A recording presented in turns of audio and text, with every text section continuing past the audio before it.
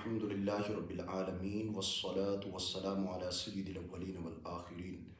وعلی آلہ واصحابہ واہل بیتہ اجمعین بسم اللہ الرحمن الرحیم یا ایہا الذین آمنوا انفقوا مما رزقناکم من قبل ان یأتی یوم لا بیع فیہ ولا خلۃ ولا شفاعہ والکافرون هم الظالمون۔ سامعین کرام، اس سے قبل ہم نے سورۃ البقرہ شریف کی روشنی میں انفاق فی سبیل اللہ پر مبنی چند آیات مبارکہ کا درس اور ان آیات کی روشنی میں انفاق فی سبیل اللہ کے بارے میں جو تفصیل تھی وہ عرض کی تھی، اور اس میں سے پارہ نمبر 1 اور پارہ نمبر 2 میں جو آیات موجود تھیں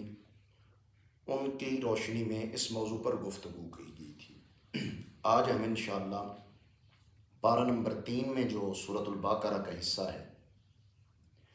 اور اس کے اندر جو انفاق فی سبیل اللہ یعنی اللہ کے راستے میں خرچ کرنے کے سلسلے میں جو آیات بینات موجود ہیں ان کو آج پڑھنے کی اور سمجھنے کی کوشش کریں گے کہ اس میں اللہ رب العزت نے اپنے راستے میں خرچ کرنے کے سلسلے میں کیا ہدایات ارشاد فرمائی ہیں۔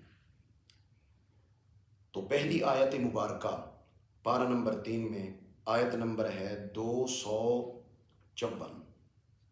اللہ رب العزت نے ارشاد فرمایا، اے ایمان والو، تم اس میں سے خرچ کرو جو ہم نے تمہیں عطا کیا ہے، قبل اس کے کہ قیامت آ جائے، یعنی قیامت کے آنے سے پہلے ہم نے جو تمہیں عطا کیا اس میں سے خرچ کر لو۔ جس دن نہ کوئی خرید و فروخت ہوگی، نہ دوستی ہوگی، نہ شفاعت ہوگی، اور کافر ہی ظالم ہیں۔ اس آیت مبارکہ میں اللہ جل شانہ نے فکر آخرت کی سوچ اور فکر اہل ایمان کو دیتے ہوئے اور اسی ضمن میں انفاق فی سبیل اللہ یعنی اپنے راستے میں خرچ کرنے کی ترغیب دیتے ہوئے اور اس میں بندہ مومن کو یہ پیغام دیتے ہوئے کہ وہ میرے راستے میں خرچ کرنے میں اپنی غفلت، اپنی سستیوں کو چھوڑ دے اور اس سلسلے میں جلدی کیا کرے۔ اور جلدی کیسے کیا کرے؟ کہ قیامت کے آنے سے پہلے ہی کر لے، کیونکہ قیامت کے آنے کے بعد وہ چاہے گا کہ اب میں خرچ کروں تو وہاں کوئی خرچ کرنے کی صورت نہیں ہوگی، اور وہاں پر کوئی خرید و فروخت کی فرمایا کوئی صورت نہیں ہوگی، وہاں پر کوئی دوستی کی صورت نہیں ہوگی، وہاں پر کوئی سفارش و شفاعت کی صورت نہیں ہوگی، اور جو کافر ہیں کافر ہی ظالم ہیں۔ تو اس آیت مبارکہ میں جہاں خرچ کرنے کا رب ذوالجلال حکم دے رہا ہے اور فرما رہا ہے کہ قیامت کے دن سے پہلے خرچ کر لو، تو سوال یہ پیدا ہوتا ہے اسی آیت کے اندر اللہ رب العزت نے جو یہ ارشاد فرمایا ہے کہ قیامت کے دن بے نہیں ہوگی، خرید و فروخت نہیں ہوگی، یہ بات تو بڑی جلدی سمجھ میں آ جاتی ہے کہ قیامت کا دن حساب و کتاب کا دن ہے، خرید و فروخت کا تو دن ہے نہیں، تو وہاں پر خرید و فروخت تو نہیں ہوگی، تو یہ بات بڑی آسانی سے سمجھ میں آ جاتی ہے۔ دو چیزیں آگے ہیں وہ جو ارشاد فرمایا کہ قیامت کا دن وہ دن ہے جس میں دوستی نہیں ہوگی، نمبر 2 جس میں شفاعت اور سفارش نہیں ہوگی۔ تو کیا واقعی قیامت کے دن دوستی نہیں ہوگی اور شفاعت اور سفارش نہیں ہوگی؟ اگر نہیں ہوگی، ہم نے تو یہ سن رکھا ہے بھی قیامت کے دن جو ہے نا اللہ کے انبیاء کرام علیہ السلام شفاعت کریں گے، اولیاء کرام شفاعت کریں گے، علماء شفاعت کریں گے، سفارش کریں گے، عمل کرنے والے، قرآن مجید پر عمل کرنے والے حفاظ وہ شفاعت کریں گے۔ اسی طرح حجاج یعنی جن کو ہم حاجی کہتے ہیں، حجاج کرام یہ شفاعت کریں گے۔ اسی طرح چھوٹے بچے شفاعت کریں گے، جنازہ پڑھ جاتا ہے، جنازے کے اندر نابالغ بچوں کی لڑکی ہے تو اس کے لیے الگ دعا ہے، لڑکا ہے تو اس کے لیے الگ دعا ہے، لیکن دونوں دعاؤں کا جو مفہوم ہے، جو خلاصہ بنتا ہے وہ ایک ہی بنتا ہے کہ یا اللہ ان کو شفاعت کرنے والا اور ایسا شفاعت کرنے والا بنا کہ ان کی شفاعت قبول ہو۔ تو اگر یہ ساری شفاعتیں اپنی جگہ پر موجود ہیں تو اس آیت کے اندر تو نفی کر دی گئی ہے، کوئی دوستی نہیں ہوگی اور کوئی شفاعت و سفارش نہیں ہوگی۔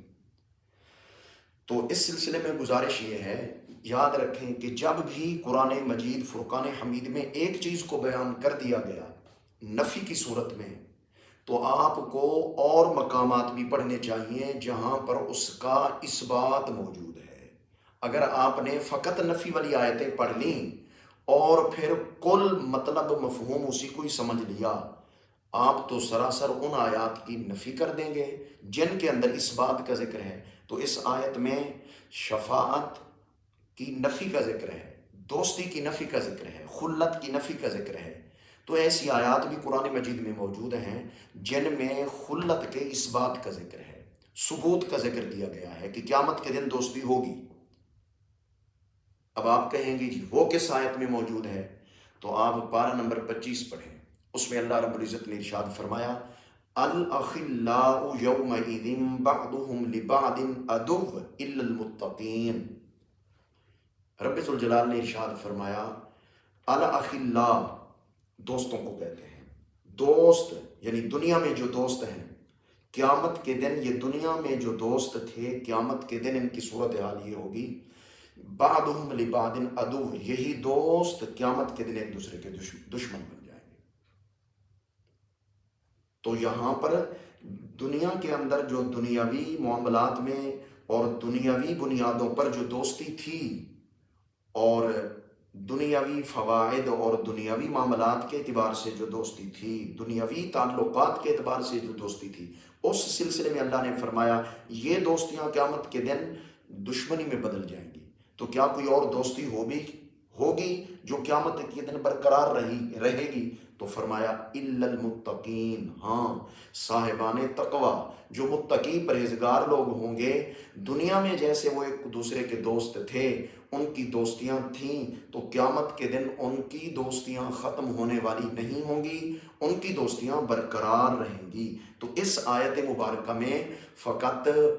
خلت کی نفی کا ذکر نہیں ہوا، بلکہ خلت کی نفی کے ساتھ ساتھ جو اس کی اثباتی صورت ہے اس کا بھی اللہ رب العزت نے ذکر فرمایا ہے۔ تو اب اس آیت کو اس آیت سے جوڑیں تو نتیجہ یہ نکلتا ہے قیامت کے دن ان لوگوں کی دوستیاں وہاں دشمنی میں بدل جائیں گی جو متقی نہیں ہوں گے، جو پرہیزگار نہیں ہوں گے، جو اہل ایمان نہیں ہوں گے، اہل تقوی نہیں ہوں گے، اہل معرفت نہیں ہوں گے، اہل علم نہیں ہوں گے، ایماندار نہیں ہوں گے، یعنی مومن مسلمان نہیں ہوں گے، اور مومن اور مسلمان ہونے کے ساتھ ساتھ آگے متقی ہونا، پرہیزگار ہونا، ولی ہونا، حافظ قرآن ہونا، اور جی عالم دین ہونا، محدث ہونا، فقیہ ہونا، اور پھر وہ درجات ہیں جتنا کوئی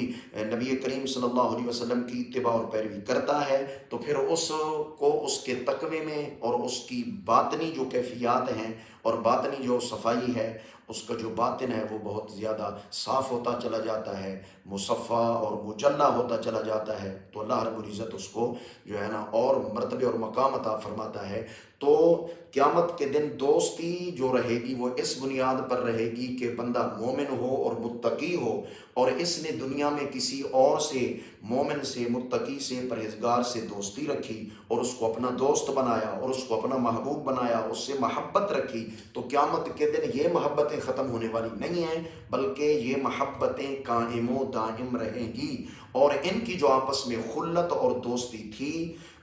محبت تھی، مودت تھی، یہ قائم و دائم رہے گی، اور اس کی بنیاد پر آگے شفاعت ہوگی۔ تو لہٰذا قرآن مجید کی آیات مبارکہ کو سمجھنے کا ایک بہترین طریقہ یہ ہے کہ ایک چیز کی نفی اگر قرآن میں اللہ نے بیان فرمائی ہے تو اسی مضمون کی اور آیات تلاش کریں، ان کا مطالعہ کریں، ان کو پڑھیں، ریسرچ کریں، کہ آیا اس بات کی بھی کوئی صورت اللہ نے قرآن میں بیان فرمائی ہے یا نہیں فرمائی؟ ورنہ اگر آپ اس طرح مطالعہ اپنا وسیع نہیں کریں گے قرآنیات کا تو پھر آپ دھوکہ کھا جائیں گے، اور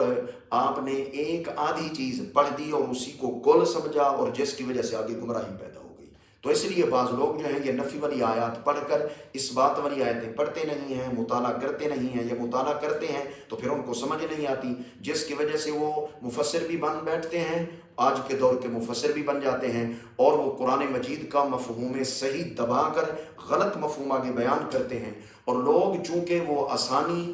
آج کے دور کے اندر آسانی کو تلاش کرتے ہیں، تو وہ آسانی بیان کرتے ہیں، یہ دین بڑا آسان ہے، تو بہت ساری نفلی عبادات، سنت طریقے پر جو عبادات ہیں وہ ساری چھوڑ دیتے ہیں۔ تو لہٰذا اس آیت میں خلت کا معنی دوستی کی نفی ہے، دیگر آیات میں اس کا اس بات ہے۔ تو دوستی جو کافروں کی ہے وہ دشمنیوں میں بدل جائے گی، منافقین کی آپس میں دوستیاں اور فاسقین کی آپس کی دوستیاں یہ قیامت کے دن نفرتوں کے اندر اور دشمنی میں بدل جائے گی۔ اہل ایمان اور اہل اسلام، اہل تقوی، اہل علم، اہل بر، ان کی جو دوستیاں ہوں گی، ان کی دوستیاں برقرار رہیں گی، اور اسی کی بنیاد پر یہ ایک دوسرے کی شفاعت اور سفارش کریں گے۔ اسی طرح اگلا مسئلہ بھی اب سمجھ میں آ گیا کہ اس آیت میں اللہ رب العزت نے یہ ارشاد فرمایا کہ قیامت کے دن کوئی شفاعت اور سفارش نہیں ہوگی۔ اب اس آیت میں اللہ نے سفارش اور شفاعت کی نفی کی ہے، تو کیا ایسی آیات بھی قرآن میں موجود ہیں جن میں شفاعت کا اس بات اللہ نے ذکر کیا اور فرمایا کہ قیامت کے دن شفاعت اور سفارش ہوگی؟ ہاں جی، اس طرح کی بھی آیات موجود ہیں۔ اس آیت کے فی الفور بعد دوسری آیت جو آ رہی ہے بڑی مشہور آیت ہے، جس کو کہتے ہیں آیت الکرسی۔ آیت الکرسی میں شفاعت کا اس بات اللہ رب العزت نے ذکر کیا ہے، اس کا من ذا الذی یشفع عندہ الا باذنہ، یہ کلمات ہیں اس آیت کے۔ اللہ رب العزت نے فرمایا کہ کون ہے جو شفاعت کرے گا اللہ کے نزدیک الا باذنہ، مگر اس کی اجازت سے۔ مطلب یہ ہے کہ اللہ کی اجازت کے بغیر کوئی شفاعت نہیں کر سکتا۔ جب اذن الہی عطا ہوگا، اللہ رب العزت سفارش کرنے کی اجازت دے گا، تو اس وقت شفاعت کرنے والے شفاعت اللہ کے اذن سے کرنا شروع کر دیں گے۔ وہ پہلے نمبر پر انبیاء کرام ہوں گے، اور انبیاء کرام میں پہلے نمبر پر امام الانبیاء تاجدار دو عالم صلی اللہ علیہ وسلم ہوں گے، پھر دیگر انبیاء کرام علیہ السلام، پھر جی صدیقین، شہداء، صالحین، علماء، فقہاء، حفاظ، حجاج، اور پھر چھوٹے بچے،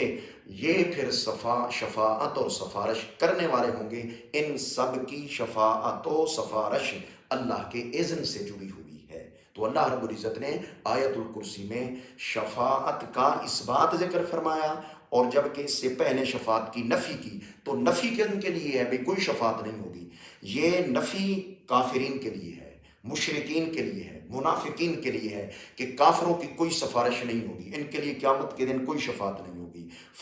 جو منافقین ہیں، منافقین جو اندر سے کافر اور باہر سے اپنے آپ کو مسلمان کہتے ہیں، یا منافق سے وہ منافق مراد ہیں۔ تو نفی سے مراد کافرین کے لیے شفاعت کی نفی ہے کہ کافروں کی شفاعت نہیں ہوگی، کوئی بھی نہیں کرے گا، اور نہ ہی اللہ رب العزت اجازت دے گا ان کو ان کی سفارش کرنے کی، اور نہ اللہ نے اجازت دینی ہے، نہ کسی نے ان کی شفاعت کرنی ہے۔ تو لہٰذا نفی کی جتنی آیات ہیں کہ شفاعت نہیں ہوگی، سفارش نہیں ہوگی، کوئی نہیں کرے گا، کس کی نہیں کی جائے گی؟ اس سے مراد ہے کافرین، فاسقین، مشرکین۔ اور جن آیات میں اللہ رب العزت نے فرمایا میرے اذن سے شفاعت ہوگی، تو اس میں بھی کافر شامل نہیں ہیں۔ اس میں شفاعت کرنے والے جب شفاعت کریں گے تو وہ کریں گے کون؟ وہ میں نے عرض کر دیا، ان کے نام لے لیے ہیں، جو اللہ کے انعام یافتہ بندے ہیں وہ شفاعت کریں گے، انہی کو اذن عطا ہوگا۔ اور وہ کن کی کریں گے؟ وہ کافرین کی نہیں کریں گے، وہ منافقین کی نہیں کریں گے، وہ مشرکین کی نہیں کریں گے، بلکہ وہ مؤمنین کی، مسلمین کی اور جو مومن گناہگار ہوں گے وہ اپنے اعمال بد اور گناہان کبیرہ کی وجہ سے، کبیرہ گناہوں کی وجہ سے جو ہے نا، وہ کبیرہ گناہوں کی شامت کی وجہ سے پکڑے ہوئے ہوں گے، یا سزا میں ہوں گے، یا مشکل کے اندر ہوں گے، یا جہنم میں جا چکے ہوں گے، تو ان کی شفاعت و سفارش یہ انعام یافتہ اللہ کے بندے کر کے جو ہے نا پھر ان کو نکال کر جنت میں لے آئیں گے۔ تو شفاعت کا اذن اہل ایمان کے لیے ہوگا، اور جو شفاعت کی نفی ہے وہ کافرین کے لیے، مشرکین کے لیے ہے۔ تو لہٰذا جب اس انداز میں آپ آیات قرآنیہ کو لیں گے تو آپ کو صحیح معنی مطلب مفہوم سمجھ میں آئے گا۔ یہی معانی، یہی مطالب، یہی مفاہیم یہ 1300 سال کے جو ہمارے مفسرین اور محدثین اور فقہائے امت ہیں، بالفاظ دیگر جو ماہرین قرآن و سنت ہیں، انہوں نے یہی مطلب اور مفہوم بیان کیا ہے۔ اس سے ہٹ کر جو مفہوم ہوگا وہ یاد رکھیں وہ گمراہی بنے گا اور ضلالت بنے گا، اور اس کو قبول کرنا گویا کہ اپنے ایمان کو برباد کرنے والی بات ہے۔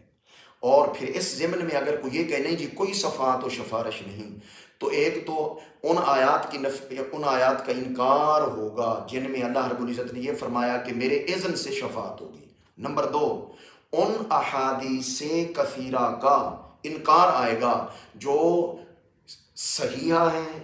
اور وہ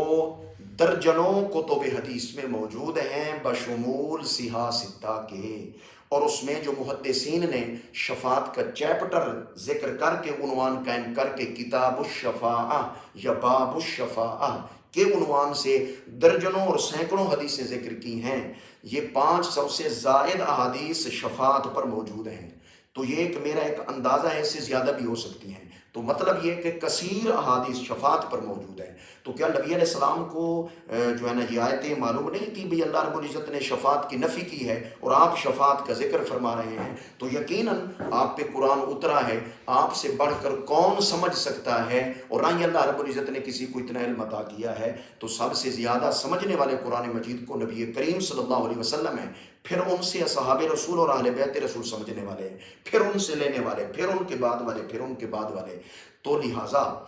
قرآن مجید فرقان حمید میں بھی جہاں نفی شفاعت موجود ہے، اس بات شفاعت بھی موجود ہے، احادیث کے اندر بھی اسی طرح موجود ہے۔ تو لہٰذا فقط ایک عنوان کی آیتیں لے کر ان کو بیان کر دینا اور دوسری اس بات والی آیتیں نہ لینا اور ان کو نہ پڑھنا، تو اس سے آگے میسج یہ جائے گا کہ شاید قرآن کہہ ہی یہ رہا ہے، قرآن سبق ہی اس امت کو یہ دے رہا ہے کہ کوئی شفاعت نہیں، کوئی سفارش نہیں۔ تو صاحب قرآن تو درجنوں حدیثوں میں شفاعت کو بیان کر چکے، اور یہ شفاعت کا جو عقیدہ ہے یہ اجماعی عقیدہ ہے، سوا چند ایک گمراہوں کے۔ امت کے پورے علماء، فقہاء، محدثین، اہل اللہ اس بات پر متفق ہیں کہ قیامت کے دن اللہ کے اذن سے شفاعت ہوگی، اور نبی کریم صلی اللہ علیہ وسلم نے سینکڑوں احادیث میں اس عقیدہ کو بیان فرمایا ہے۔ تو جہاں پر انفاق فی سبیل اللہ کا ذکر آیا، وہاں پر اس آیت مبارکہ کے اندر قیامت کے دن دوستی کے ہونے اور نہ ہونے، شفاعت کے ہونے نہ ہونے کی کا جو مسئلہ ہے اور جو موضوع ہے، وہ بھی ہم نے ایک مختصر انداز کے اندر دوسری آیات کو شامل کر کے اس کو بھی ذکر کر دیا ہے۔ یہ آیت نمبر تھی 254، جو انفاق فی سبیل اللہ پر اور دیگر احکام پر جو ہے نا وہ ذکر کی گئی۔ اس کے بعد اللہ رب العزت نے انفاق فی سبیل اللہ کا ذکر آیت نمبر 261 میں فرمایا ہے۔ اللہ رب العزت نے ارشاد فرمایا، مثل الذین ينفقون اموالهم فی سبیل اللہ کمثل حبۃ انبتت 7 سنابل فی کل سنبلۃ 100 حبۃ واللہ یضاعف لمن یشاء واللہ واسع علیم۔ ترجمہ اس آیت کا یہ ہے، ان لوگوں کی مثال جو اپنے مال کو اللہ کی راہ میں خرچ کرتے ہیں اس دانے کی طرح ہے جس نے 7 بالیاں اگائیں، ہر بالی میں 100 دانے ہیں، اور اللہ اس سے بھی زیادہ بڑھائے جس کے لیے چاہے، اور اللہ وسعت والا، علم والا ہے۔ اس آیت مبارکہ میں اللہ رب العزت نے انفاق فی سبیل اللہ، اللہ کے راستے میں خرچ کرنے کی فضیلت کو، یعنی اجر و ثواب کو بیان کیا ہے، اور اس کو ایک مثال سے سمجھایا ہے۔ اللہ رب العزت نے فرمایا جو لوگ میرے راستے میں خرچ کرتے ہیں ان لوگوں کی مثال ایسے ہے کہ آپ ایک دانہ جو ہے وہ زمین کے اندر بوئیں اور کاشت کریں، اور وہ پھر 7 بالیاں، یہ یوں کہہ لیں 7 سٹیاں اگائے، اور ہر سٹی اور بالی کے اندر 700 دانے ہوں۔ 100 دانہ ایک سٹی میں، اور وہ 7 بالیاں ہیں تو 700 دانے ہو گئے۔ تو مطلب کیا ہے؟ اللہ رب العزت فرماتا ہے جیسے ادھر ایک دانہ ہے اور اس سے 7 سٹیاں ہیں اور بالیاں ہیں، ہر بالی میں 100 دانہ ہے، تو ایک چیز اللہ کی راہ میں خرچ کرنے پر 700 نیکیاں جو ہے وہ اللہ رب العزت عطا فرماتا ہے۔ آگے ارشاد فرمایا واللہ یضاعف لمن یشاء، یہ اینڈ نہیں ہے، اجر و ثواب میں اللہ جس کے لیے چاہتا ہے 700 سے آگے اضافہ بھی فرما سکتا ہے۔ واللہ واسع علیم، اللہ بڑی وسعتوں والا ہے، وہ ثواب میں بڑی وسعت پیدا فرما سکتا ہے اور ثواب میں بہت سارا اضافہ فرما سکتا ہے، جس کے لیے چاہے فرما سکتا ہے۔ وہ جاننے والا ہے کہ کس کے اجر و ثواب کے اندر میں نے اضافہ کرنا ہے اور کس کے اجر و ثواب میں اضافہ نہیں کرنا۔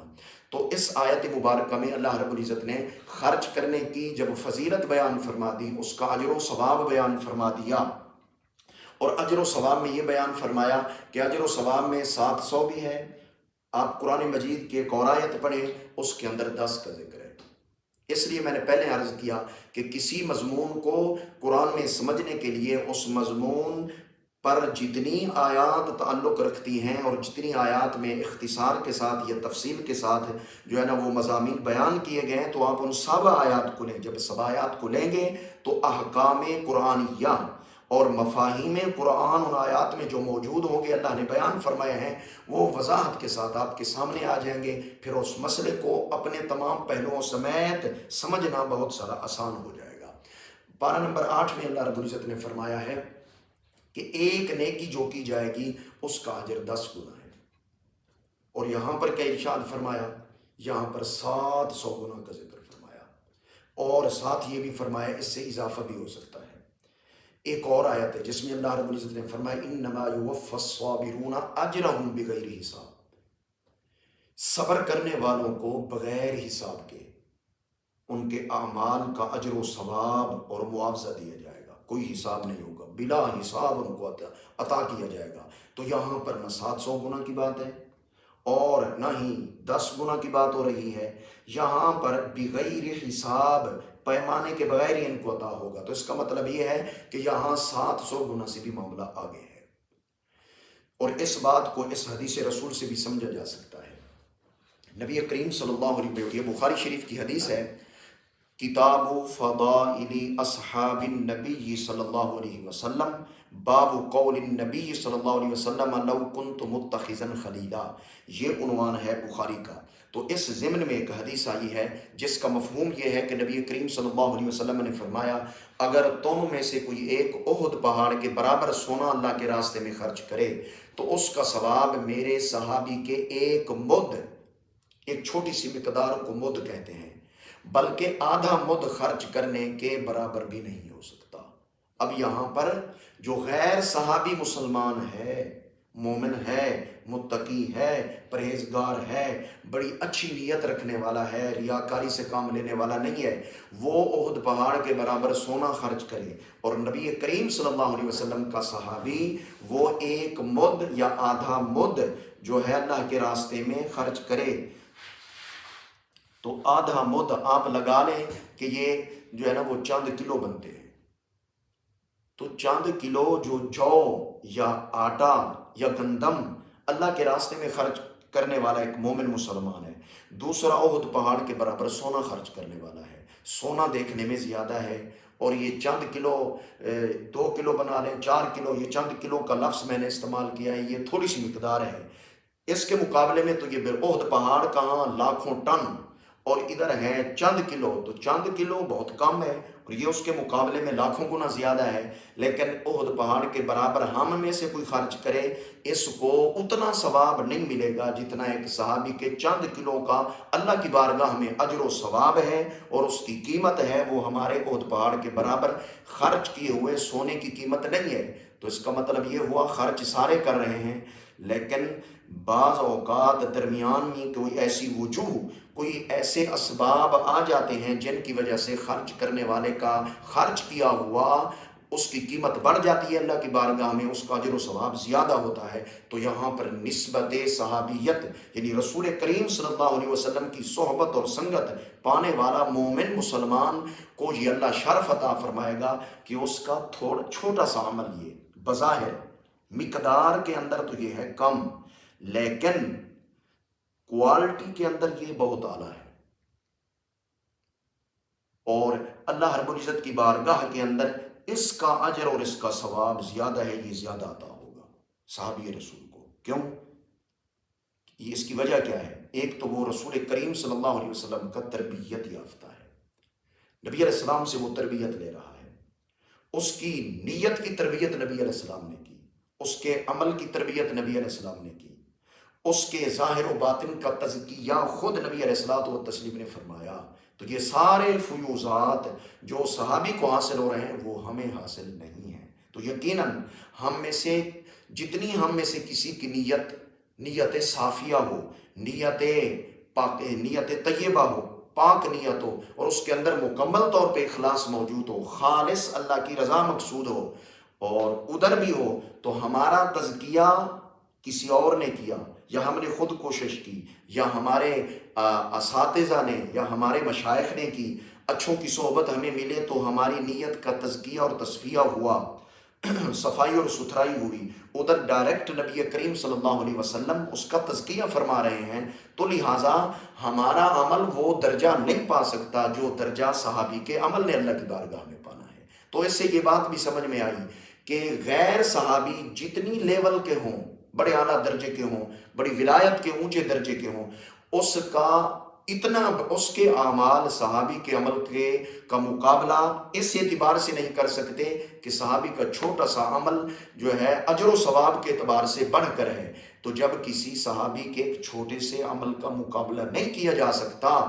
تو پھر نبی کریم صلی اللہ علیہ وسلم کے ایک بظاہر چھوٹے سے عمل کی جو قدر و قیمت اللہ کی بارگاہ کے اندر ہوگی تو پوری امت کیا ساری دنیا جمع ہو جائے، نیکوکار جمع ہو جائے، ان کے اعمال ایک طرف رکھ لیں اور ان کی قیمت لگائی جائے اللہ کی بارگاہ کے اندر، تو نبی کریم صلی اللہ علیہ وسلم کا جو ایک بظاہر چھوٹا سا عمل ہے وہ اتنا زیادہ قیمتی ہوگا کہ اس کے مقابلے میں ان تمام کے اعمال کی قیمت نہیں لگ سکتی۔ اس کی وجہ کیا ہے؟ اس کی وجہ یہی ہے کہ ادھر تربیت فرمانے والی رب کی ذات ہے جس نے ڈائریکٹ نبی کریم صلی اللہ علیہ وسلم کی تربیت فرمائی ہے، تو اللہ کا تربیت یافتہ تو وہاں معاملہ اور ہوگا، اور پھر نبی کریم صلی اللہ علیہ وسلم کے تربیت یافتہ بعد میں آنے والوں سے اعلیٰ، اور نبی کریم صلی اللہ علیہ وسلم تمام سے اعلیٰ ہر معاملے کے اندر۔ اس کی وجہ کیا ہے کہ نبی علیہ الصلوۃ والتسلیم کی تعلیم اور آپ کی تربیت سیدھی اللہ کی طرف سے ہے، اور صحابہ کرام کی تربیت ڈائریکٹ بارگاہ رسالت سے ہے، اور بعد والوں کی تربیت اس طرح نہیں ہے۔ جب اس طرح نہیں ہے تو ان کے اعمال اور ان کی نیتیں اور ان کے اخلاص کا معاملہ بھی اسی طرح ہی ہوگا کہ بہت بڑا فرق ہے، اور چونکہ ادھر اخلاص میں اور نیتوں میں فرق، ان کے تزکیے میں فرق ہے، تو اس وجہ سے اعمال کی قیمت لگنے میں بھی فرق ہوگا۔ اگرچہ ہمیں 700 گنا تک اجر و ثواب اللہ عطا فرما دے، وہ عطا فرما سکتا ہے، تو لیکن اس سلسلے میں نبی کریم صلی اللہ علیہ وسلم کے صحابہ اس معاملے میں آگے رہیں گے، اور پھر انبیاء کرام علیہ السلام ان سے آگے ہوں گے، اور نبی کریم صلی اللہ علیہ وسلم اس معاملہ میں سب سے آگے ہیں۔ اس کے بعد اللہ رب العزت نے آیت نمبر 262 میں ارشاد فرمایا، الذين ينفقون اموالهم في سبيل الله ثم لا يتبعون ما انفقوا منا ولا اذى لهم اجرهم عند ربهم ولا خوف عليهم ولا هم يحزنون۔ ترجمہ یہ ہے کہ وہ لوگ جو اپنے مال اللہ کی راہ میں خرچ کرتے ہیں، پھر اپنے خرچ کرنے کے بعد نہ احسان جتلاتے ہیں اور نہ تکلیف دیتے ہیں، ان کا انعام ان کے رب کے پاس ہے، ان پر نہ کوئی خوف ہوگا اور نہ وہ غمگین ہوں گے۔ اس آیت میں اللہ رب العزت نے خرچ کرنے والوں کی ایک اور صفت بیان فرمائی ہے کہ بعض ایسے خرچ کرنے والے ہوتے ہیں جب وہ اللہ کے راستے میں خرچ کرتے ہیں، وہ جن پہ خرچ کرتے ہیں ان کو احسان نہیں جتلاتے، آمنا سامنا کبھی ہو جائے تو وہ کبھی یہ نہیں کہیں گے ہم نے تمہارے اوپر احسان کیا تھا، فلاں موقع پر آپ کی ضرورت کو ہم نے پورا کیا تھا اور آپ پر ہم نے خرچ کیا تھا، یہ ہماری طرف سے آپ پر احسان ہے اور ہم نے آپ کی خیر خواہی کی تھی۔ یہ انداز احسان جتلانے کا ہوتا ہے۔ تو اللہ رب العزت نے فرمایا ایسے خرچ کرنے والے، اس کا مطلب یہ ہوا کہ سارے خرچ کرنے والے اب برابر نہ ہوئے، ہر ایک جو خرچ کرے اس کو 10 گنا بھی مل جائے، 700 گنا بھی مل جائے، اس سے زیادہ بھی مل جائے، بس فی الفور اس کا خرچ کیا ہوا اللہ کی بارگاہ میں قبول ہو جائے، ایسا ہرگز نہیں ہے۔ اس آیت میں وضاحت آ رہی ہے۔ اللہ نے فرمایا قبول کن کا ہوگا، ان کے خرچ کیے ہوئے کا اجر و ثواب کن کو ملے گا، اور اللہ کی بارگاہ سے پروٹوکول کس خرچ کرنے والے مومن مسلمان کو ملے گا۔ اللہ رب العزت نے فرمایا وہ جو اپنا مال میرے راستے میں خرچ کرتے ہیں، پھر جن پہ خرچ کیا ان پر احسان نہیں جتلاتے۔ نمبر 2، خرچ کرنے کے بعد ان کو کسی قسم کی تکلیف بھی نہیں دیتے کہ کبھی آمنا سامنا ہو تو زبانی کلامی یا ہاتھ سے بلا واسطہ یا واسطے کے ساتھ ان کو تکلیف دینا شروع کر دیں، جی فلاں موقع پر میں نے آپ پر خرچ کیا تھا، آج موقع آیا ہے میرے حق میں بولنے کا، کہ یہ کیسی بات ہوئی، آپ نے میرے حق میں آپ بولے ہی نہیں ہیں، میری طرفداری نہیں کی، تو کم از کم احسان کا بدلہ احسان ہی ہوتا ہے۔ تو اب ایک ہوتا ہے فقط احسان جتلانا، ایک ہوتا ہے احسان جتلانے کے ساتھ ساتھ ایسی جو ہے نا وہ غیر یعنی مبنی بر خیر گفتگو نہ کرنا، بڑی ترش مزاجی سے گفتگو کرنا، ایسے جملے کسنا اس کے سامنے کہ اس کی دل آزاری بھی ساتھ ہو رہی ہو، یہ ہے تکلیف دینا۔ تو اللہ رب العزت نے فرمایا جو خرچ کرنے کے بعد تکلیف نہیں دیتے، خرچ کرنے کے بعد احسان نہیں جتلاتے، ان خرچ کرنے والوں نے جتنا خرچ کیا، تھوڑا کیا خرچ، زیادہ خرچ کیا، ان کا اجر ہے ان کے رب کے پاس، اور یہ وہ لوگ ہیں لا خوف علیہم ولا هم یحزنون، جیسے الا ان اولیاء اللہ لا خوف علیہم ولا هم یحزنون، ادھر فرمایا لا خوف علیہم ولا هم یحزنون، ایسے خرچ کرنے والے بھی لا خوف علیہم ولا هم یحزنون ہی ہیں، یعنی قیامت کے دن ان پر بھی نہ کوئی خوف ہوگا اور نہ ہی یہ غمگین ہوں گے، یہ امن کے اندر ہوں گے، اطمینان کے اندر ہوں گے، اور اللہ کی رحمت اور اللہ کے کرم اور فضل کے اندر ہوں گے۔ تو اس آیت نے مزید انفاق فی سبیل اللہ میں ایسی صورتیں بیان کر دیں کہ کس کا خرچ کیا ہوا قبول ہوتا ہے اور کس کا خرچ کیا ہوا قبول نہیں ہوتا، کس کا خرچ کیا ہوا جو ہے وہ اللہ کی بارگاہ میں قبول ہو کر باعث بخشش، باعث فضل، باعث کرم اور قیامت کے دن خوف کو دور کرنے والا اور غم کو دور کرنے والا بنتا ہے، اور کس کا خرچ کیا ہوا یہ فائدے نہیں دے گا، اس آیت میں اللہ نے بیان کر دیا۔ تو خلاصہ یہ ہوا کہ جو شخص خرچ کرنے کے بعد احسان جتلائے، تکلیف اور اذیت دے ان کو جن پہ خرچ کیا، ایسے لوگوں کا خرچ کیا ہوا اللہ کی بارگاہ میں قبول نہیں ہے۔ اس کے الٹ وہ لوگ جو اللہ کے راستے میں خرچ کرتے ہیں اور جن پہ خرچ کیا ان کو تکلیف بھی نہیں دیتے، احسان بھی انہیں نہیں جتلاتے، ان کا اللہ کی بارگاہ میں خرچ کیا ہوا قبول ہے اور انہی کو ہی اجر و ثواب ملے گا۔ 10 گنا والے کے حقدار بھی یہی ہیں، 700 گنا کے اجر و ثواب کے حقدار بھی یہی ہیں، اور اس سے زیادہ جو اللہ نے بڑھانے کا ذکر فرمایا ہے تو اس کے حقدار بھی یہی ہوں گے۔ اور جن میں یہ چیزیں ہوئیں، کون سی چیزیں؟ احسان جتلانا اور اذیت تکلیف دینا، ان کو وہ 700 گنا یا 10 گنا تو جہاں رہ گیا نا، 1 گنا بھی ثواب اجر و ثواب نہیں ملنا، ان کا خرچ کیا ہوا ان کے منہ پہ مارا جائے گا۔ اس کے ساتھ ایک اور حدیث میں عرض کرتا ہوں، اگرچہ وہ انفاق فی سبیل اللہ کے سلسلے میں نہیں ہے، لیکن یہ جو احسان جتلانے کا پہلو ہے، احسان جتلانے سے خرچ کیا ہوا ضائع ہو جاتا ہے، اس کے ساتھ ضرور تعلق رکھتا ہے۔ نبی کریم صلی اللہ علیہ وسلم نے فرمایا کہ جس شخص میں 3 طرح کے لوگ ایسے ہیں کہ ان کی نماز، ان کی فرض عبادت اور ان کی نفل عبادت قبول ہی نہیں ہوتی، اللہ قبول نہیں فرماتا۔ نمبر 1، المنان، احسان جتلانے والا۔ اب ادھر بھی احسان جتلانے اور نہ جتلانے کی بات ہو رہی ہے، حدیث پاک کے اندر بھی احسان جتلانے کی بات ہوئی، تو حدیث پاک میں نبی کریم صلی اللہ علیہ وسلم نے واضح فرما دیا احسان جتلانے والے کا فقط خرچ کیا ہوا نہیں، اس کے نفل بھی جاتے ہیں اور اس کی فرض عبادت بھی جاتی ہے۔ تو آپ اندازہ لگائیں کہ احسان جتلانا کتنی گھٹیا حرکت ہے اور یہ کتنی نحوست والی بات ہے کہ اس سے بندے کے فرائض بھی جو ہے نا وہ قبولیت کا درجہ حاصل نہیں کر سکتے. اس کے فرض عبادات، نفلی عبادات، چاہے وہ نماز کی صورت میں ہوں، زکوٰۃ کی صورت میں ہوں، روزوں کی صورت کے اندر ہوں، صرفوں والا عدلا کے الفاظ نبی کریم استعمال فرمائے کہ فرض عبادات اور نفلی عبادات دونوں اللہ قبول نہیں فرماتا.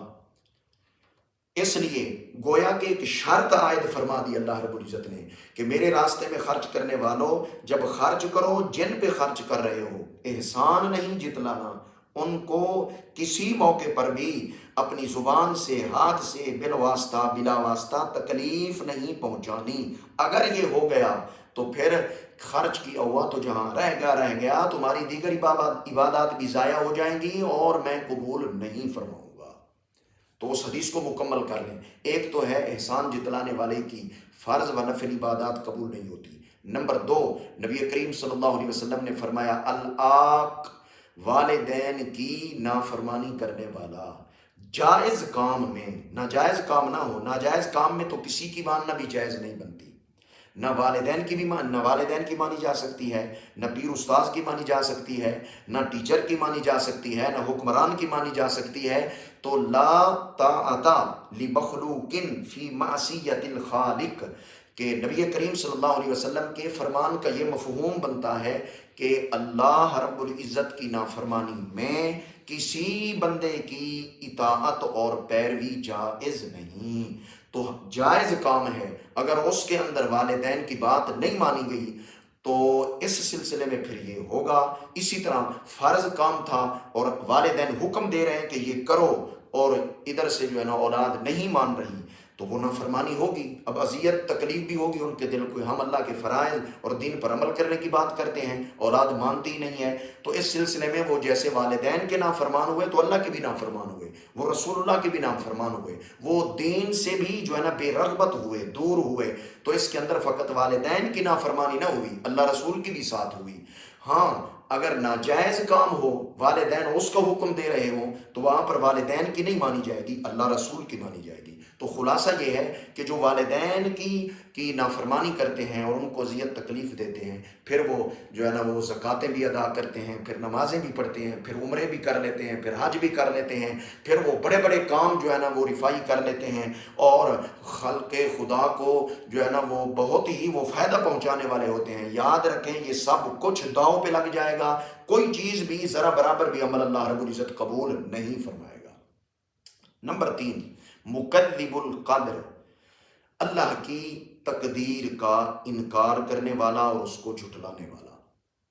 کہ اللہ کی تقدیر برحق ہے. اللہ کی تقدیر کی 2 قسمیں ہیں، تقدیر خیر والی، تقدیر شر والی. تو یہ دونوں طرح کی جو تقدیر ہے اس پر ایمان رکھنا لازمی اور ضروری ہے. خیر بھی اللہ کی طرف سے ہوتا ہے اور شر یہ بھی اللہ کی طرف سے ہوتا ہے. اس پر ایمان رکھنا از حد ضروری ہے، لازمی ہے.